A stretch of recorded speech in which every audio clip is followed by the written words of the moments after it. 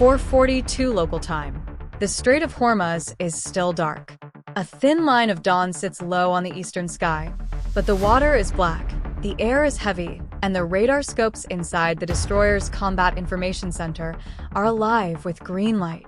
The ship is moving at 12 knots, holding station on the port side of a slow line of commercial tankers. 3 merchant ships, 2 escorts, 1 narrow lane, the most watched piece of water in the world.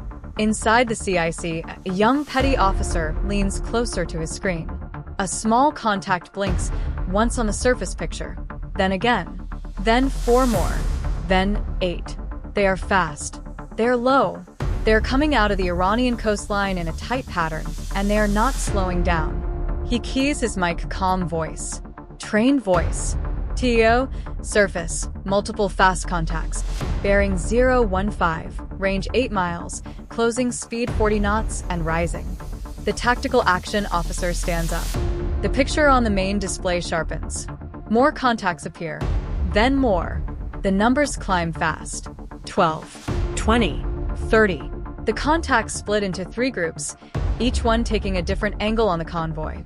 The captain is already on the bridge. He does not raise his voice. He simply gives the order. Set general quarters.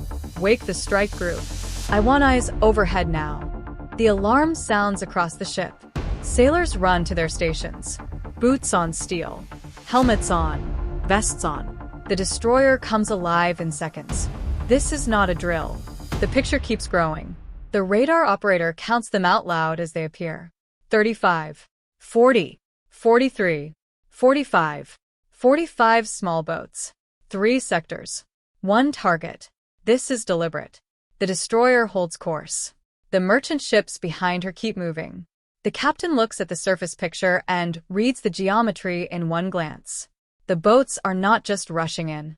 They are spacing themselves. They are forming lanes. They are shaping the water around the convoy. This is not panic. This is a plan. The IRGC boats are a mix. Paycap-class missile craft on the southern arc, TARC patrol boats on the north. Heavy Bogomar-style boats coming straight up the middle. Some carry rocket pods. Some carry heavy machine guns. Some carry nothing visible at all, and that is the kind that worries the captain the most. Bridge, CIC. 3 groups confirmed. South group at 12 miles. North group at 10. Center group at 9 and closing fastest. Copy. Hold fire. Get them on radio. The bridge team starts the warnings. English first. Farsi second. Clear voice. No emotion. Iranian naval vessels.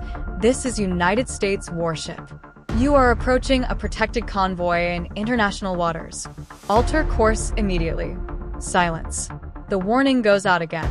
Same words. Same calm tone. The radio answers with static. Then a low whine. Then a sharp electronic noise that climbs and falls. The communications officer looks up. They are jamming, sir. Marine band and bridge to bridge. The captain nods once. He expected that. Switch to backup channels. Keep broadcasting. I want a clean record of every warning. The picture sharpens again. The center group is now 8 miles out and pushing 45 knots. The southern group is curving wide, trying to slip behind the last tanker.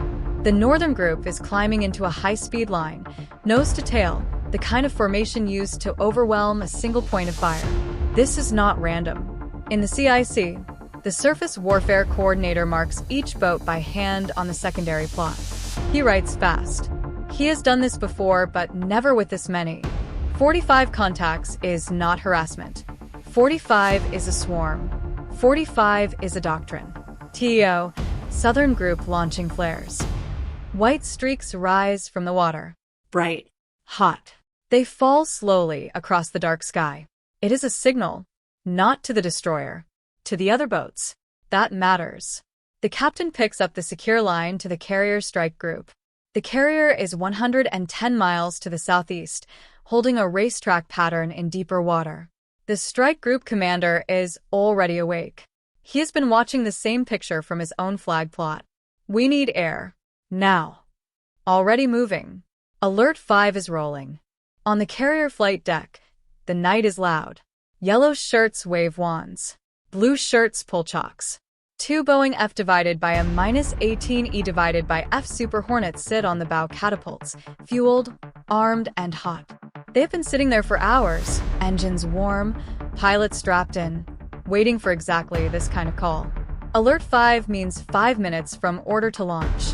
The crew is going to beat that. Inside the lead cockpit, the pilot reads his kneeboard. One more time. Call sign Bandit 2-1. His wingman is Bandit 2-2. The mission package is simple on paper. Get there fast. See everything. Show presence. Hold fire unless cleared. The shooter raises his hand. The catapult fires.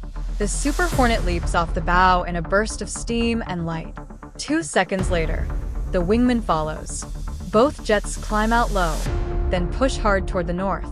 2 GF414 engines per aircraft. Full afterburner. The jets cross the dark water at just under the speed of sound. 8 minutes. That is the number the strike group is watching. Back on the destroyer, the situation is getting worse. The center group of speedboats has now split into 2 layers. The first layer, 6 boats, is pushing forward at high speed. The second layer, for boats, is hanging back, weaving in slow figure eights. That second layer is the dangerous one. Those are the shooters. The geometry is changing. TEO, surface. Lead boats now at 6 miles, speed 47 knots, no change in course. Bridge, CIC. Recommend warning shot range in 3 minutes. The captain shakes his head once. Not yet.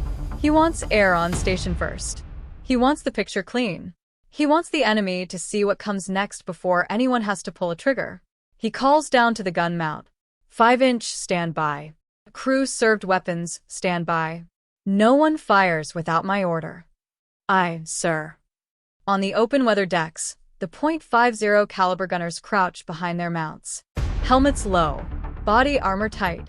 The wind off the Gulf is warm and salty, and the spray from the bow is starting to show as the destroyer turns slightly to open her arcs. The gunners can see the boats now with the naked eye. Small dark shapes throwing white water into the dawn. The lead Iranian boat fires a flare straight up. Then another. Then a third. The flares hang in the sky like small suns. This is intimidation. It does not work. No one panics. They react with precision. The destroyer's electronic warfare team picks up a new mission. A surface search radar. Low power. Coastal. It sweeps across the convoy from the Iranian side, then locks on. The team marks it and calls it out. TEO, EW. Shore-based fire control radar. Bearing 020. Locked on lead tanker. That changes everything. A coastal radar lock means there are people on land helping the boats. It means the boats are not alone. It means somewhere on the Iranian coast, a battery, maybe 2, is feeding targeting data into the swarm. The captain hears it. His face does not move. Note it. Log it. Keep our jammers passive. I do not want to give them a reason. He is buying time. Every second now is a second closer to the Super Hornets. In the cockpit of Bandit 2-1, the pilot's helmet is full of voices. The carrier air traffic controller hands him off to the destroyer. The destroyer's air controller comes on, calm and clear. Bandit 2-1, this is Camel Whip, contact, 40+ surface tracks vicinity convoy, 3 groups, north, south, center, request low show of force, weapons tight. Camel Whip, Bandit 2-1, copy all, 2 minutes out. The 2 jets descend. They drop through 3,000 feet, then 2, then 1. The water below is still dark, but the eastern horizon is starting to glow. The pilots can see the convoy now as a long line of pinpoint lights. Around the lights, smaller, faster lights are moving. The radar in each Super Hornet is the N/APG 79 ASA. It is the reason the Navy keeps these jets on the front edge of every confrontation like this. It can track dozens of small surface targets at once. It can sort them by speed, by size, by behavior. It can hand them off to the destroyer in real time. The lead pilot turns the radar loose. In the CIC, the surface picture suddenly cleans up. Every boat now has a tag. Every boat has a vector. Every boat has a name. The TAO leans back. Air is up. Picture is full. The captain allows himself one short breath. Good. Now let them see us. Bandit 2-1 drops to 500 feet above the water. Full afterburner. The Super Hornet rips across the lead group of Iranian boats from north to south, low enough that the boat crews can see the missiles under the wings. The sound hits a half-second later. A long, deep, tearing roar that rolls across the surface and shakes the air inside the bridge of the destroyer. The first pass is for the eyes. Bandit 2-2 follows 30 seconds later from a different angle. Same altitude. Same speed. He drops flares as he crosses, bright white points that fall into the water behind him. The flares are not a weapon. They're a message. We see you. We can find you. We can come back. The second pass is for the radio. The lead pilot keys the International Maritime Frequency. He speaks slowly. Clear English. Iranian small craft operating vicinity the strait. You are within range of United States naval aircraft. Cease aggressive maneuvering. Open water to the escorted vessels. This is your final warning. There is no reply. Just static. Just the low whine of the jamming. Still no reply. The pilot pulls up and circles wide. He sets a racetrack pattern over the convoy. His wingman climbs to 12,000 feet to keep the big radar picture wide. One jet low. One jet high. One sees the boats. One sees everything. This is what the platform was built to do. For about 90 seconds, nothing changes on the water. The boats keep coming. The destroyer keeps her course. The merchant ships keep their slow line. Then the picture changes. The northern group breaks first. 3 boats peel off the high-speed line and turn back toward the coast. Then 4 more. Then the rest. They do not stop. They do not slow down. They simply turn and run. In the CIC, the Surface Warfare Coordinator marks each course change with a red arrow. The arrows point home. North group breaking off, sir. Copy. The center group holds for a moment longer. The lead boats are now 4 miles out. Inside that range, things get serious. The captain looks at the gun mount status. Green. He looks at the close and weapon system. Green. He looks at the air picture. 2 Super Hornets, armed, watching, talking. He gives one more order. Bring the bow gun to bear. Slow. Visible. No fire. The 5-inch gun on the forward deck rotates with a low hum. The barrel comes around and points at the lead group of Iranian boats. The motion is not fast. It is not aggressive. It is just unmistakable. That is the answer. The lead boat in the center group sees it. The boat behind it sees it. Above their heads, the lead Super Hornet drops down again. Lower this time. 400 feet. Right over the water. The shockwave throws spray off the surface in a long line. The center group breaks. First 2 boats. Then 4. Then the whole pack. They cut their throttles, swing wide, and turn back to the north. White wakes curve across the dark water like cuts on glass. The southern group is the last to give up. They are the smartest of the 3. They do not run. They drop their speed to 20 knots and start to drift parallel to the convoy at long range, just inside visual contact. They are watching. They are recording. They are making sure the Americans see them watching.